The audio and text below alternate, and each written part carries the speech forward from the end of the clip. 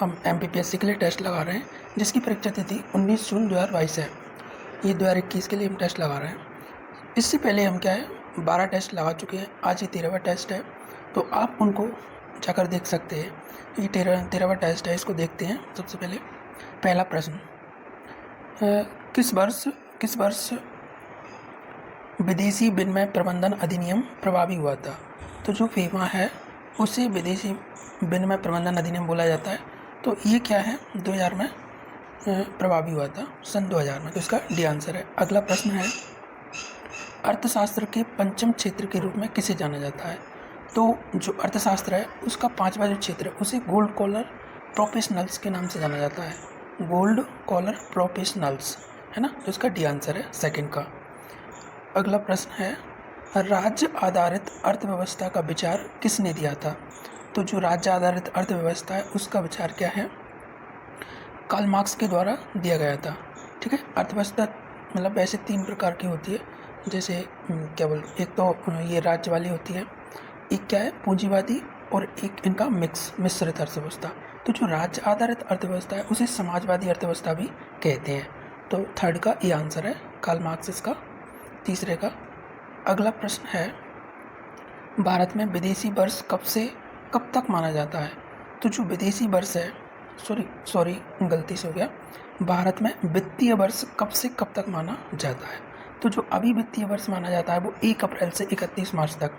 मेरे से गलत पढ़ाई आ गया था। तो वित्तीय वर्ष कब से कब तक है, 1 अप्रैल से 31 मार्च तक। अगला प्रश्न है, भारतीय रिजर्व बैंक अधिनियम कब पारित किया गया था? तो जो RBI एक्ट है उसे रिजर्व बैंक अधिनियम बोला जाता है। तो ये 1934 में पारित किया गया था। तो इसका सी आंसर है 5th का। अगला क्वेश्चन है, भारतीय रिजर्व बैंक प्रारंभ में था, एक निजी बैंक था, सहकारी बैंक था, मिश्रित बैंक था। तो ये प्रारंभ में क्या था, ये निजी बैंक था। तो इसका ये आंसर है। अब इसमें देख सकते हैं ये क्या है, 1935 को इसकी स्थापना की गई थी। इसका मुख्यालय मुंबई में है ना, और 1949 में इसे क्या है राष्ट्रीयकरण कर दिया गया था। तो अगला प्रश्न है 7वां, प्रारंभ में भारतीय रिजर्व बैंक का मुख्यालय कहाँ था? तो प्रारंभ में जो भारतीय रिजर्व बैंक था उसका मुख्यालय कहाँ था, कोलकाता में। तो इसका डी आंसर है 7 का। अगला प्रश्न है, भारत में नोट निर्गमन का एकाधिकार किसे प्राप्त है? तो ये जो नोट बनाने की नीति है ये क्या है, RBI बनाता है नोट। तो इसमें क्या है, सी आंसर है नोट निर्गमन। तो ये क्या है, RBI, इसका सी आंसर है 8th का। अगला प्रश्न है, RBI के कारोबार का पर्यवेक्षण कौन करता है? तो इसके जो कारोबार है उसका पर्यवेक्षण मौद्रिक नीति समिति करती है। ठीक है, और इसके क्या है, डी आंसर है 9th वाला। अगला प्रश्न है 10वां, RBI द्वारा नोट निर्गमन हेतु अपने पास कितना रिजर्व कोष रखना पड़ता है? तो नोट बनाने के लिए उसके पास कम से कम क्या है, 200 करोड़ के लिए मतलब रिजर्व कोष होना चाहिए, जिसमें क्या है 2 प्रकार की प्रणाली रहती हैं। 115 करोड़ का स्वर्ण होना चाहिए उनके पास, और 85 करोड़ की क्या होना चाहिए, विदेशी मुद्रा। तो ये क्या है, ये तब वो क्या है, मतलब ये मिनिमम क्वालिटी है, इससे ज़्यादा कितना भी हो सकता है, तब वो क्या है नोट छाप सकती है। तो ये 10वां प्रश्न है। अगला है, निम्न में से मौद्रिक नीति का उद्देश्य है। मौद्रिक नीति का उद्देश्य क्या है, अर्थव्यवस्था में कीमत स्थिरता को बनाए रखना, देश में मुद्रा व साख की मांग व पूर्ति के मध्य संतुलन स्थापित करना, भारतीय मुद्रा का विनिमय करना। तो इसमें क्या सभी हैं, तो इसका डी आंसर है 11 का, उपरोक्त सभी। बैंक दर क्या है, आवश्यकता पड़ने पर RBI द्वारा अन्य व्यापारिक बैंकों को अल्पकालीन ऋण उपलब्ध कराना। सेकंड है, RBI द्वारा व्यापारिक बैंकों को दीर्घकालीन ऋण उपलब्ध कराना। बैंकों द्वारा अपने ग्राहकों को दिए जाने वाले ऋण की ब्याज दर। तो इसमें क्या है, बी आंसर है, मतलब क्या है, RBI द्वारा व्यापारिक बैंक को दीर्घकालीन ऋण उपलब्ध कराना। ये बैंक दर के द्वारा किया जाता है, RBI करती है ये। तो इसका बी आंसर है। अगला है, नगद आरक्षित पद की मात्रा कौन निर्धारित करता है? तो इसकी जो मात्रा निर्धारित की जाती है वो RBI के द्वारा निर्धारित की जाती है। तो उसका ये आंसर है। अगला, सीमांत स्थायी सुविधा कब से प्रारंभ हुई थी? इसे MSF बोलते हैं, मार्जिनल स्टैंडिंग फैसिलिटी। तो ये क्या 2011-12 से प्रारंभ हुई थी। तो उसका बी आंसर है। इसकी फुल फॉर्म याद कर लेना MSF की। अगला प्रश्न है, आरबीआई अपने ऋणों को गैर निष्पादनकारी परिसंपत्तियों में डालते हैं। 80 दिन, 90 दिन, 100 दिन, 110 दिन। अगर मतलब इसको एनपीए बोलते हैं। तो ये क्या है, अगर 90 दिन तक उनका ब्याज अगर उपलब्ध नहीं हो पाया है तो उनको वो क्या है, गैर निष्पादनकारी परिसंपत्तियों में डाल देते हैं 90 दिन के बाद। उसमें 90 दिन है। भारतीय रिजर्व बैंक के पास विभिन्न व्यावसायिक बैंकों की कुल जमा एवं आरक्षित राशि का निर्धारित भाग क्या कहलाता है? तो ये क्या कहलाता है? नगद आरक्षित अनुपात कहलाता है। इसका डी आंसर है नगद आरक्षित अनुपात। अगला है 17वां, साख पत्र एलसी दिया जाता है किसके द्वारा? एक निर्यातकर्ता के द्वारा, एक आयातकर्ता के द्वारा, सीमा शुल्क अधिकारी द्वारा, जहाजी कंपनी द्वारा। तो ये जो साख पत्र है वो क्या है, निर्यातकर्ता के द्वारा दिया जाता है। विश्व भुगतान संतुलन शब्द का प्रयोग निम्नलिखित में से किसके संदर्भ में किया जाता है? तो ये क्या है, आयात और निर्यात दोनों के संबंध में किया जाता है। तो उसका ये आंसर है विश्व भुगतान संतुलन शब्द का। अगला प्रश्न 20वां, मुद्रा योजना का आरंभ किस वर्ष किया गया था? तो जो मुद्रा योजना थी वो 2015 में प्रारंभ की गई थी। ये क्या है, 8 अप्रैल 2015 से प्रारंभ की गई थी। 3 प्रकार के ऋण इसमें दिए जाते हैं, शिशु, किशोर, तरुण। प्रधानमंत्री मोदी जी के द्वारा ये लॉन्च की गई थी। अगला, भारत में बैंकों द्वारा प्राथमिक ऋणदान से तात्पर्य किसको ऋण देने से है? तो जो प्राथमिक ऋण है वो क्या है, इसमें सभी चीज़ें आ जाती हैं, कृषि, लघु, मध्यम, दुर्बल, सभी। तो इसका डी आंसर है। अगला प्रश्न, वैश्विक वित्तीय स्थिरता रिपोर्ट कौन जारी करता है? वैश्विक वित्तीय स्थिरता तो ये आईएमएफ के द्वारा जारी की जाती है, अंतर्राष्ट्रीय मुद्रा कोष। अब आईएमएफ के बारे में देखें तो ये क्या है, इसकी फुल फॉर्म होती है international monitoring fund. International monitoring fund, इसकी स्थापना 1945 में हुई थी। ये क्या है, जैसे हमारे यहाँ आरबीआई है उसी प्रकार से अंतर्राष्ट्रीय संस्था, ये वित्तीय संस्था है। ये भी क्या है, ऋण उपलब्ध कराती है। तो इसका मुख्यालय वॉशिंगटन डीसी में है आईएमएफ का। अगला, वर्ल्ड इकोनॉमिक आउटलुक नामक रिपोर्ट निम्न में से किस संस्था द्वारा जारी की जाती है? तो ये जो रिपोर्ट है आईएमएफ के द्वारा ही जारी की जाती है, अंतर्राष्ट्रीय मुद्रा कोष के द्वारा। ठीक है। अभी अगला, भारत में थोक मूल्य सूचकांक WPI के आंकड़े निम्नलिखित में से कौन जारी करता है? तो ये वाणिज्य एवं उद्योग मंत्रालय के द्वारा जारी किए जाते हैं। अगला, गरीबी की संस्कृति का विचार प्रस्तुत किया था, किसने प्रस्तुत किया था? ऑस्कर लुइस द्वारा, गुन्नार मिल्डर द्वारा, आशीष घोष द्वारा, अमर सेन। तो इसमें ये है ऑस्कर लुइस के द्वारा। भारत में गरीबी के अनुमान हेतु निम्नलिखित में से कौन सी विधियों का प्रयोग किया जाता है?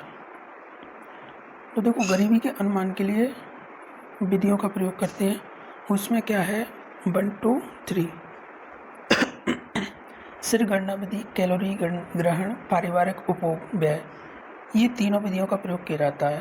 देखो, कैलोरी का मतलब कितना जो भोजन रहता है, उसमें भी आपने देखा होगा जैसे मध्याह्न भोजन मिलता है स्कूल में बच्चों के लिए, है ना। तो इस तरीके से सिर गणना में क्या रहता है, इसमें ये पैसों की मतलब जैसे यहाँ पे अपने यहाँ 900 मतलब ग्रामीण क्षेत्र पर 900 कुछ रहती हैं और शहरी क्षेत्र पर 14।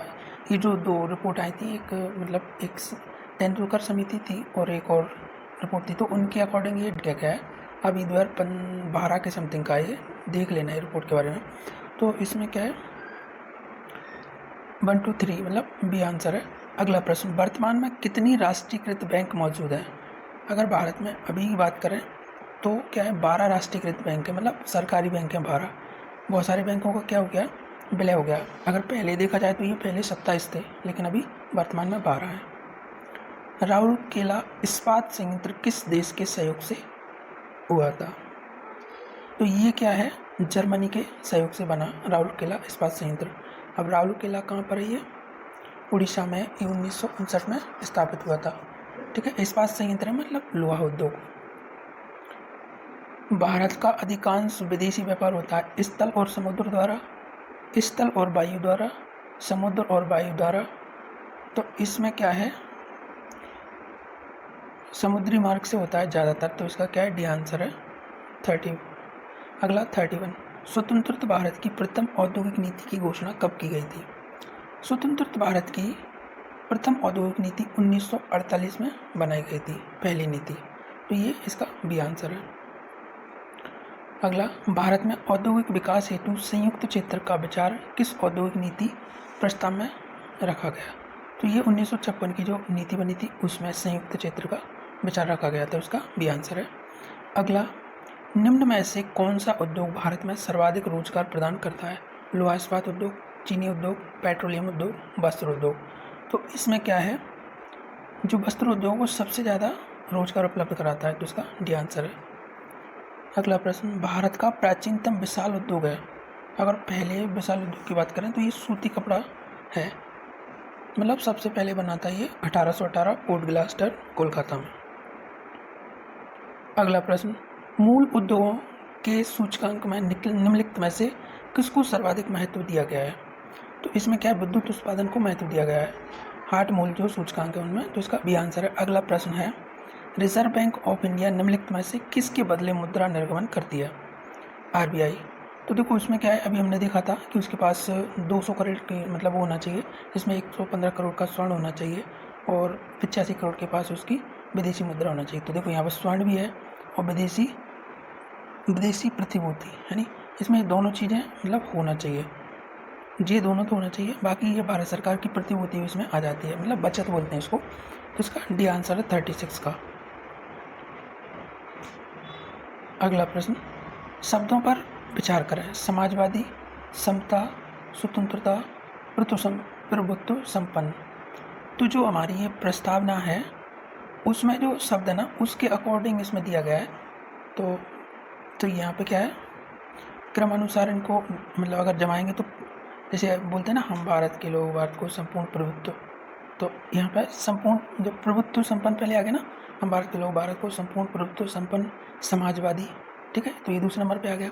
तो प्रभुत्व संपन्न पहले नंबर पे, फिर समाजवादी के बाद इसमें फिर आ गया था स्वतंत्रता, समानता, है ना, तो इसमें क्या है, स्वतंत्रता तीसरे नंबर पे। तो इस तरीके से ये बन जाएगा डी वाला इसका, तो ये इसका डी आंसर है।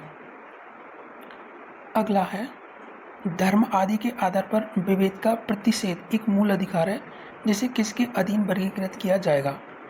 तो ये क्या है, समता के अधिकार के अकॉर्डिंग है ये, ठीक है, तो ये क्या है, इसका डी आंसर है। भारत में रहने वाला ब्रिटिश नागरिक दावा नहीं कर सकता, किस चीज़ का दावा नहीं कर सकता?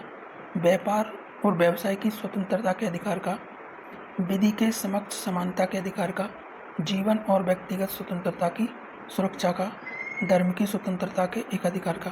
तो देखो इसमें क्या है, देखो विधि के समक्ष का तो वो कर सकता है क्योंकि जो नियम है उनको मतलब सबके लिए, सभी नागरिकों के लिए, ऐसा नहीं लिखा उसमें कि मतलब नागरिकों के लिए नहीं, मतलब नागरिक और विदेशी इसमें दोनों है, जीवन और स्वतंत्रता सबको मिलना चाहिए, तो यहाँ पे इसके लिए दावा कर सकता है। लेकिन यहाँ पे क्या है, उसे व्यापार और व्यवसाय करने के लिए परमिशन लेना पड़ेगी, मतलब उसे नागरिक बनना पड़ेगा, है ना, कुछ कंडीशन अप्लाई होती हैं इनके लिए, तो यहाँ पे क्या है, ये आंसर है इसका 39 का।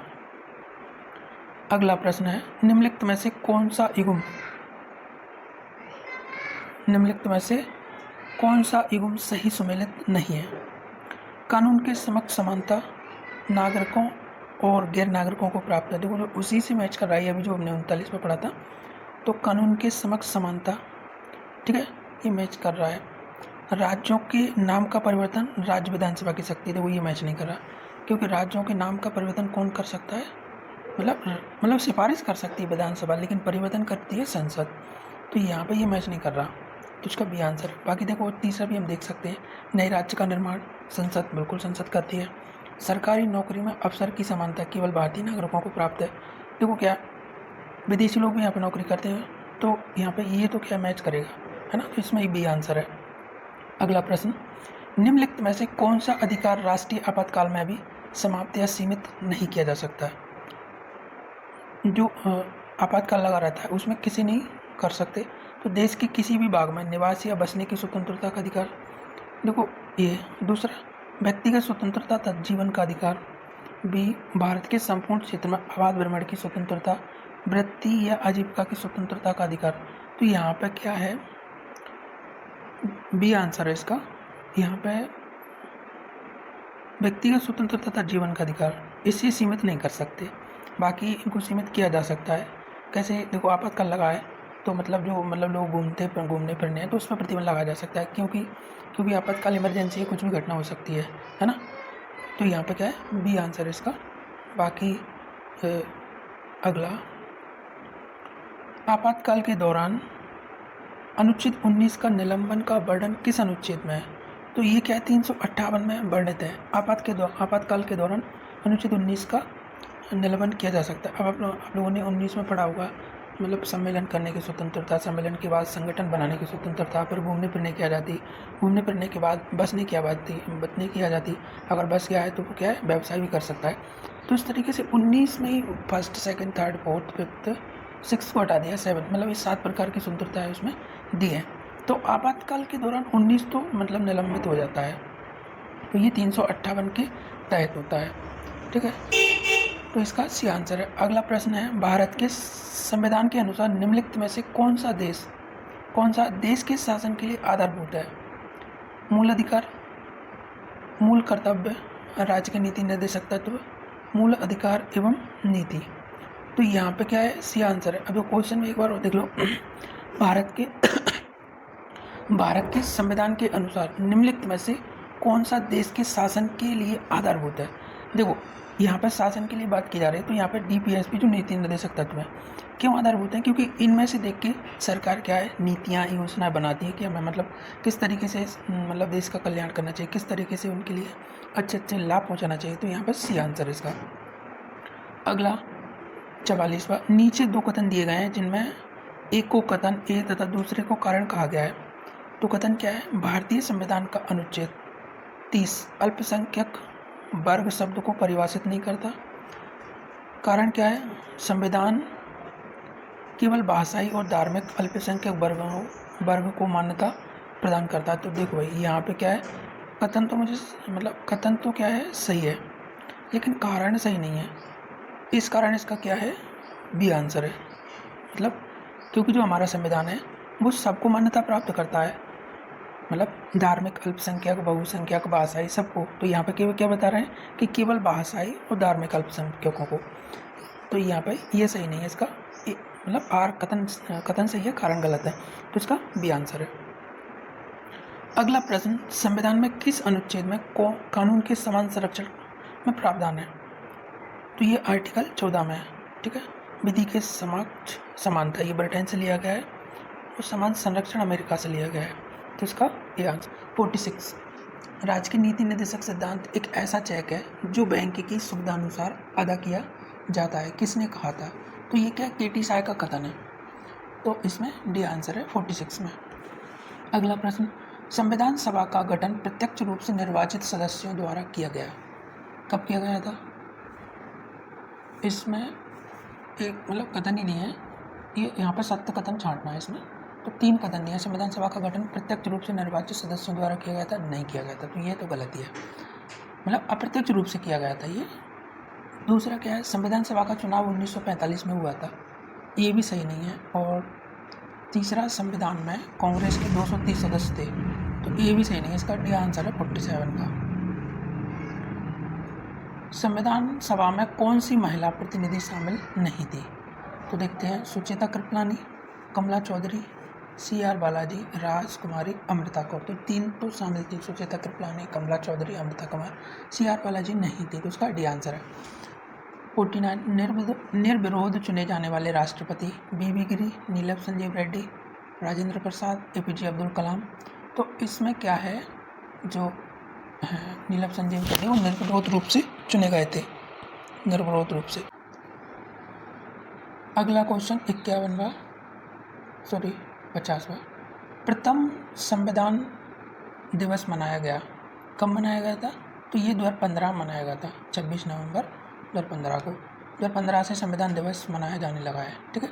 अभी 26 नवंबर से क्यों मनाया जाता है? क्योंकि इस समय हमारा संविधान स्वीकृत किया गया था। उस समय स्वीकृत मतलब अधिनियमित, अंगीकृत, इस टाइप के 3 वर्ड हैं, तो वो अच्छे से याद कर लेना, क्योंकि यहाँ से बहुत बार क्वेश्चन किया गया है। अगर देखा जाए तो पूरी तरीके से जो लागू किया गया था वो 26 जनवरी 1950 को लागू किया था, लेकिन 26 नवंबर को कुछ आर्टिकल्स उन्होंने लागू कर दिए थे, इसलिए क्या 26 नवंबर को संविधान दिवस के रूप में मनाया जाता है। तो ये 2015 से प्रारंभ हुआ था। अगला प्रश्न है, संविधान सभा में सीटों का निर्धारण किन समुदायों के मध्य किया गया? हिंदू, मुस्लिम, सिख। हिंदू, सिख, सामान्य। तो यहाँ पे क्या है, 3 कैटेगरी, मुस्लिम, सिख और सामान्य। 52वां अगला, प्रांतों में द्वैध शासन के संबंध में सत्य कथन है। 1935 में राज्यों में शुरू, 1919 में राज्यों में शुरू, 1935 में केंद्र में खत्म। और डी क्या है, द्वैध शासन के जनक कार्नवालिस थे। तो ये तो गलत है ही, ठीक है। तो यहाँ पे क्या है, 1919 में राज्यों में शुरू किया गया था, तो ये इसका क्या है, बी सही है। अगला प्रश्न है, 1919 का अधिनियम कब लागू किया गया था? तो ये क्या 1921 से प्रभावी हुआ था, 1919 का जो एक्ट बना था। अगला 54, अखिल भारतीय संघ के संबंध में असत्य कथन। तो जो 1935 का अधिनियम है उसमें गलत कथन छाड़ना है। इसकी स्थापना 11 ब्रिटिश प्रांत एवं देशी रियासतों की को मिलाकर होनी थी, सही है। ब्रिटिश प्रांतों को शामिल होना आवश्यक था, ये भी सही है। इसमें देशी रियासतों को शामिल होना आवश्यक, ये सही नहीं है, ठीक है। तो इसका ए सी आंसर है 54 का। अगला प्रश्न, निम्न कथनों पर विचार कीजिए। 1919 के अधिनियम में प्रांतों को स्वायत्तता प्रदान की गई। दूसरा है, मतलब यहाँ से क्या सही कथन बताना है। 1919 में गवर्नर जनरल की कार्यकारिणी में 3 भारतीय शामिल किए गए थे। और तीसरा, 1919 के अधिनियम में आरक्षित सूची में शामिल, सही कथन। तो यहाँ पे क्या है, इसका क्या है, बी, ओनली बी। तो इसका बी आंसर है। 1935 के अधिनियम के तहत प्रांतों को स्वायत्तता प्रदान की गई थी। अगला प्रश्न 56, 1935 के अधिनियम के संबंध में असत्य कथन। अब यहाँ पे हमें असत्य कथन छांटना है। भारतीय परिषद की समाप्ति, सही है। बर्मा को भारत से अलग कर दिया, ये भी सही है। भारत शासन अधिनियम 1935 को स्वतंत्रता के बाद संविधान द्वारा प्रतिस्थापित, ये भी सही है। कांग्रेस को काफ़ी हद तक संतुष्ट किया, ये सही नहीं है। इसका डी आंसर है 56 का। अगला प्रश्न, संविधान में नीति निर्देशक तत्वों के अंतर्गत निम्नलिखित प्रावधानों पर विचार कीजिए। भारतीय नागरिकों के लिए समान नागरिक संहिता, ग्राम पंचायतों को संगठित करना, ग्रामीण क्षेत्रों में कुटीर उद्योगों को प्रोत्साहित करना, सभी कर्मकारों के लिए यथोचित अवकाश तथा सांस्कृतिक अवसर सुरक्षित करना। तो यहाँ पे क्या है, सेकंड और थर्ड, ग्राम पंचायतों को संगठित करना और ग्रामीण क्षेत्रों में कुटीर उद्योगों को प्रोत्साहित करना। तो देखो, ये जो हमारे DPSP है, नीति निर्देशक तत्व, उसमें दिया है ग्राम पंचायतों के बारे में 40 आर्टिकल में दिया है। कुटीर उद्योगों के में ये क्या है, ये 41 इसमें कुछ देख लेना आप लोग, तो 40 का मुझे पता है। तो इसका क्या है, बी आंसर है। 58, निम्नलिखित में से भारत का मौलिक कर्तव्य कौन सा है? ठीक है, तो यहाँ पे मौलिक कर्तव्य छांटना है। तो न्यायपालिका से कार्यपालिका का पृथक्करण, तो ये तो क्या है, नीति निर्देशक तत्व है, ठीक है। तो ये तो है नहीं। हमारी मिली जुली संस्कृति की समृद्ध विरासत को संरक्षित रखना, ये है। और सी में क्या है, समान न्याय और निःशुल्क विधिक सहायता, तो भाई ये भी क्या है, DPSP में है। छूत की परंपरा को समाप्त करना, ये क्या मौलिक अधिकार है। तो यहाँ पे बी आंसर है इसका 58 का। अगला प्रश्न, 42वें संविधान संशोधन द्वारा किस अनुच्छेद के माध्यम से श्रमिकों की प्रबंधन में भागीदारी सुनिश्चित की गई है? 42वें आर्टिकल के तहत। तो यहाँ पे क्या है, इसका डी आंसर है 59 का डी आंसर, ठीक है। 43 है में स्वर्ण सिंह समिति ने संविधान में कितने मूल कर्तव्य जोड़ने का सुझाव दिया था? तो यहाँ पे क्या है, 8 मूल कर्तव्य जोड़ने का सुझाव दिया था प्रारंभ में जो स्वर्ण सिंह समिति बनी थी, ठीक है। तो इसका ये आंसर है। भारतीय संविधान के अंतर्गत निम्नलिखित में से कौन सा मूल कर्तव्य नहीं है? कौन सा नहीं है, ये देखना है। लोक चुनाव में मतदान करना, देखो यही नहीं है। बाकी वैज्ञानिक प्रवृत्ति को विकसित करना, ये है। सार्वजनिक संपत्ति की रक्षा करना, ये भी है। संविधान के प्रति निष्ठावान रहना और उसके आदर्शों को समझना, ये है। तो इसका ये आंसर है, मतलब लोक चुनावों की बात नहीं की गई है उसमें मूल कर्तव्यों में, ठीक है। तो इसका 61 का ये आंसर। नीति निर्देशक तत्वों में निम्नलिखित निःशुल्क विधिक सहायता का प्रावधान किस अनुच्छेद द्वारा जोड़ा गया था? तो ये 39A 39 का के तहत जोड़ा गया था, ठीक है। तो इसमें बी आंसर है। राज्यों की सीमा में परिवर्तन करने की संवैधानिक प्रक्रिया है संसद द्वारा, साधारण प्रक्रिया द्वारा, संसद के विशेष बहुमत द्वारा संशोधन, संसद के विशेष बहुमत एवं आधे राज्यों की स्वीकृति, संसद के विशेष बहुमत और उस राज्य की स्वीकृति। तो इसमें क्या है, ये आंसर है इसका, संसद द्वारा साधारण प्रक्रिया द्वारा। देखो क्या राज्यों की सीमा में परिवर्तन करना है। अब यहाँ पर ऐसा नहीं बताया उन्होंने कि मतलब किसी राज्य को मतलब ले रहे हैं किसी अदर उससे, तो वहाँ पर क्या है संशोधन करना पड़ता है। यहाँ पे तो क्या है सीमा में परिवर्तन हो रहा है, ठीक है। तो ये क्या है, इसका ए आंसर है। भारत में राजनीतिक व्यवस्था के विशिष्ट लक्षण है। यह एक लोकतंत्र गणतंत्र है। इसमें संसदात्मक रूप की सरकार है। सर्वोच्च सत्ता भारतीय जनता में निहित है और यह एकीकृत शक्ति का प्रावधान करती है। तो यहाँ पे ये देखना है कौन कौन से लक्षण हैं हमारे संविधान में। तो देखो इसमें सभी हैं, तो इसका डी आंसर है। अगला 65, गलत को मिलान करना है। 26वां संशोधन कब आया था? 1971 में। 24वां संशोधन 1971 में। 9वां संशोधन 1960 में। 35वां 1976 में। तो यहाँ पे क्या है, डी आंसर है इसका, ठीक है। 35वां संशोधन 1976 में नहीं आया था। 1976 में 42वां संविधान संशोधन आया था, ठीक है। तो इसका डी आंसर है। किस संविधान संशोधन द्वारा राष्ट्रपति उपराष्ट्रपति से संबंधित विवाद को न्यायालय के क्षेत्राधिकार से बाहर कर दिया गया? तो ये भी 39वां संविधान संशोधन था, उसके द्वारा। 67, उच्चतम न्यायालय के न्यायाधीशों के वेतन भत्तों का निर्धारण कौन करता है? तो इनके जो वेतन भत्ते रहते हैं वो संसद करती है। इसका ये आंसर है। उच्चतम न्यायालय का न्यायाधीश होने की अर्हता है उच्च न्यायालय का 5 वर्ष तक न्यायाधीश, ठीक है। उच्च न्यायालय का 10 वर्ष तक अधिवक्ता, ये भी सही है। उच्च न्यायालय का 7 वर्ष तक अधिवक्ता, ये नहीं है। राष्ट्रपति के अनुसार सम्मानित न्यायवादी, ठीक है। तो इसमें क्या है, फर्स्ट, सेकंड और थर्ड, ठीक है। ये तो सही है। इसका ये सी आंसर नहीं है, मतलब इसमें कौन सी योग्यता नहीं है ये बताना था, तो इसका सी सही आंसर है। अगला 69, निम्नलिखित में से भारत के किस मुख्य न्यायाधीश ने राष्ट्रपति के रूप में काम किया है? किस मुख्य न्यायाधीश ने? तो यहाँ पर ये है मोहम्मद हिदायतुल्लाह। इन्होंने क्या भारत के राष्ट्रपति के रूप में भी काम किया है, ठीक है। ये 1969 में राष्ट्रपति रहे थे भारत के। 69। अगला प्रश्न है 70वां, सूची फर्स्ट को सूची सेकंड के साथ सुमेलित कीजिए। भारत का राष्ट्रपति, सूचना की गोपनीयता नहीं, कर्तव्यों के निष्ठापूर्वक निर्वहन। इसमें क्या है, फर्स्ट का थर्ड से मिलेगा, भारत के संविधान के प्रति श्रद्धा एवं निष्ठा, ठीक है। और सर्वोच्च न्यायालय के न्यायाधीश, तो ये संविधान और विधि की मर्यादा, संसद सदस्य और संघ के मंत्री।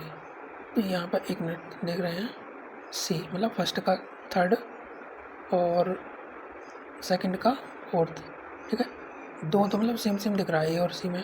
अब यहाँ पर जो थर्ड है उसका सेकंड से मैच कर रहा है, कर्तव्यों के निष्ठापूर्वक निर्वहन, संसद के सदस्य, ठीक है। तो उसमें क्या है, सी आंसर है इसका। अगला, भारत में न्यायिक सक्रियता संबंधित है प्रतिबद्ध न्यायपालिका से, जनित याचिका से, न्यायिक पुनरावलोकन से, न्यायिक स्वतंत्रता से। तो यहाँ पे क्या है, जनित याचिका से जो न्यायिक सक्रियता है, मतलब PIL बोलते हैं इसको, पब्लिक इंटरेस्ट लिटिगेशन। ये 1986 से प्रारंभ हुई थी जनित याचिका, तो वहाँ से ये, ठीक है। 72, भारतीय न्यायिक व्यवस्था में जब जनित याचिका को शामिल किया गया था, भारतीय न्यायिक व्यवस्था में जब जनित याचिका को शामिल किया गया था उस समय भारत के मुख्य न्यायाधीश कौन थे, ठीक है। तो उस समय क्या है, PN भगवती थे, इसका सी आंसर है।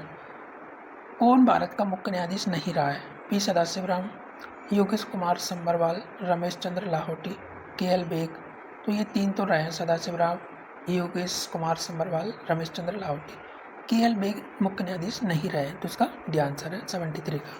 74, निम्नलिखित में से कौन से खर्च भारत की संचित निधि पर भारत नहीं है? उच्चतम न्यायालय के न्यायाधीशों का वेतन,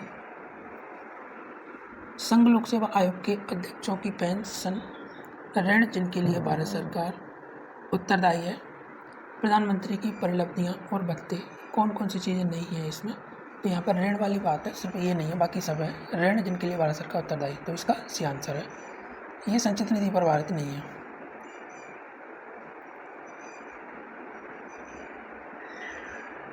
74 का, सॉरी गलत बोल दिया, इसका डी आंसर है 74 का। 75, ऐसा कौन सा प्रधानमंत्री है जो वित्त मंत्री नहीं रहा? ऐसा कौन सा प्रधानमंत्री है जो वित्त मंत्री नहीं रहा? मोरारजी देसाई, विश्वनाथ सिंह, पीवी नरसिम्हा राव, चौधरी चरण सिंह। मतलब इसमें क्या सी आंसर है? पीवी नरसिम्हा राव ये वित्त मंत्री नहीं रहे हैं, बाकी मोरारजी देसाई वित्त मंत्री रहे हैं, विश्वनाथ सिंह रहे हैं, चौधरी चरण सिंह भी रहे हैं, तो उसका सी आंसर है 75 का। अगला प्रश्न, भारतीय बजट के प्रणेता किसे कहते हैं? जेम्स विल्सन को, जिसका बी आंसर है। सही मिलान कीजिए। आंध्र प्रदेश 25, पश्चिम बंगाल 48, पंजाब 13, राजस्थान 25। तो यहाँ पे क्या है, एक तरफ लोकसभा सीट दी है, एक तरफ राज्य, तो कहाँ पे कितनी सीटें हैं? ठीक है, तो पश्चिम बंगाल में सही मिल रहा है, मतलब 48 है वहाँ पे, बाकी मैच नहीं कर रहा है। ठीक है, इसका भी आंसर है 78। संविधान के किस संशोधन में लोकसभा के सदस्यों की संख्या 525 से बढ़ाकर 545 कर दी गई थी? तो ये 31वें संविधान संशोधन के द्वारा की गई थी, तो इसका ये आंसर है 79। लोकसभा के सदस्यों को संबद्ध नहीं किया जाता है। लोक लेखा समिति, सार्वजनिक उद्यम समिति, प्राक्कलन समिति, किसी नहीं, उसमें क्या है, प्राक्कलन समिति का है, सी आंसर है। संसद में विधायन प्रस्ताव की पहल करने से पहले भारत के राष्ट्रपति की पूर्व स्वीकृति आवश्यक है, इसमें सही देखना है। एक नवीन राज्य के गठन से संबंधित विधेयक पर एक कराधान विधेयक जिनमें राज्यों का हित नहीं है, तो राज्यों की सीमा में फेरबदल संबंधी, तो यहाँ पे क्या है, सभी है इसमें। ठीक है, सभी के लिए स्वीकृति आवश्यक है, तो इसमें डी आंसर है। लोकसभा अध्यक्ष अपने कास्टिंग वोट का प्रयोग करते हैं वर्तमान सरकार को बचाने हेतु, संविधान के संशोधन के मामले में, आपातकाल के मामले में, जब मत बराबर हो, तो इसका डी आंसर जब मत बराबर हो। 82 संसद के अधिकारियों में सम्मिलित हैं लोकसभा अध्यक्ष, लोकसभा उपाध्यक्ष, लोकसभा महासचिव, लोकसभा राज्यसभा सभापति। तो यहाँ पर 1 2 3 है, इसका 1 2 3 4, मतलब संसद के अधिकारी में सभी है, डी आंसर है। सामान्य वित्तीय विधायन में चरण सम्मिलित हैं: बजट का प्रस्तुतिकरण, बजट पर चर्चा, विनियोग विधेयक, लेखानुदान, वित्तीय विधेयक को पारित करना। तो यहाँ पे क्या है, जो क्रम है वो 1 2 3 एंड 5 में मैच कर रहा है। ठीक है, तो इसका डी आंसर है। राज्यसभा किसी धन विधेयक में संशोधन करती है तो क्या होगा? लोकसभा राज्यसभा की अनुशंसा को स्वीकार करे या अस्वीकार करे। लोकसभा विधेयक पर आगे कोई विचार नहीं करती। लोकसभा विधेयक को पुनर्विचार के लिए राज्यसभा को लौटा सकती है। तो यहाँ पे क्या ये है, ठीक है, इसका धन विधेयक को राज्यसभा केवल 14 दिन तक रोक सकती है, उसमें ज़्यादा कुछ है नहीं, तो इसका ये आंसर है। लोकसभा का सचिवालय नियंत्रित होता है केंद्रीय गृह मंत्रालय द्वारा, संसदीय मामलों के मंत्रालय, तो ये लोकसभा अध्यक्ष के द्वारा नियंत्रित होता है, इसका डी आंसर है। ठीक है, 86 इनमें से कौन लोकसभा अध्यक्ष नहीं रहा है? के कामराज, पी ए संगमा, सोमनाथ चटर्जी, शिवराज पाटिल। तो के कामराज नहीं रहे हैं, बाकी ये तीनों रहे हैं। प्राक्कलन समिति के सदस्यों का कार्यकाल होता है तो 1 वर्ष का रहता है, उसके बाद फिर से मिलती है। तो इसका प्राक्कलन समिति, इसमें 30 सदस्य रहती है, सबसे बड़ी संसदीय समिति होती है। विधायी शक्तियों का केंद्र और राज्यों के मध्य वितरण संविधान की निम्न अनुसूचियों में से किस एक में है? तो ये 7वीं अनुसूची में, केंद्र राज्यों के मध्य, ये 7वीं अनुसूची में क्या है, जो विषय है ना, उसमें उनके बारे में बताया गया है, केंद्र सूची, राज्य सूची, समवर्ती सूची। ठीक है, तो इसका 7 आंसर है। भारतीय संविधान के दोनों सदनों की प्रथम संयुक्त बैठक हुई थी, तो प्रथम संयुक्त बैठक कब हुई थी? दहेज उन्मूलन विधेयक के संबंध में। ठीक है, तो ये 1961 में हुई थी, उसके बाद दोबारा 1978 में, तो इसका ए आंसर है। ठीक है, 89 का ए। अगला, जब केंद्रीय मंत्रिमंडल ने चुनाव सुधारों पर अध्यादेश में बिना किसी बदलाव के उसे राष्ट्रपति को वापस भेजा, तब राष्ट्रपति ने भारतीय संविधान के कौन से अनुच्छेद के अंतर्गत उसे अपनी सहमति दी थी? तो अध्यादेश तो 123 के तहत आता है, तो उसका सी आंसर है। ठीक है, अगला, निम्नलिखित कथनों में से कौन सा सही है? देखो 2 कथन दिए हैं यहाँ पर, हमें देखना है। लोकसभा में लंबित कोई विधेयक उसके सत्रावसान पर व्ययगत हो जाता है, और दूसरा क्या है, राज्यसभा में लंबित कोई विधेयक जिसे लोकसभा ने पारित नहीं किया है, लोकसभा के विघटन पर व्ययगत नहीं होगा। तो इसमें क्या है, केवल सेकंड वाला है। ठीक है, इसका भी आंसर है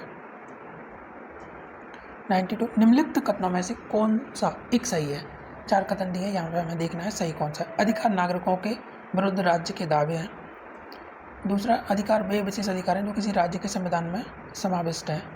अधिकार राज्य के विरुद्ध नागरिकों के दावे हैं। ठीक है। और डी क्या है, अधिकार अधिकांश लोगों के विरुद्ध कुछ नागरिकों के विशेष अधिकार। तो यहाँ पे सी आंसर है। ठीक है। नागरिकों के विरुद्ध पर इनकी प्रकृति नकारात्मक है। मतलब मौलिक अधिकार जो है नागरिकों के, मतलब यहाँ पे क्या किया जा सकता है कि मौलिक अधिकारों के लिए जो नागरिक हैं वो कोर्ट में जा सकते हैं। ठीक है। और DPS में उसमें कोर्ट में नहीं जा सकते। ठीक है। तो यहाँ पे क्या है, दावा कर सकते हैं कि अगर उनके अधिकारों का उल्लंघन हो रहा है तो वो कोर्ट में जाके बता सकते हैं कि भाई हमारे अधिकारों का हनन हो रहा है।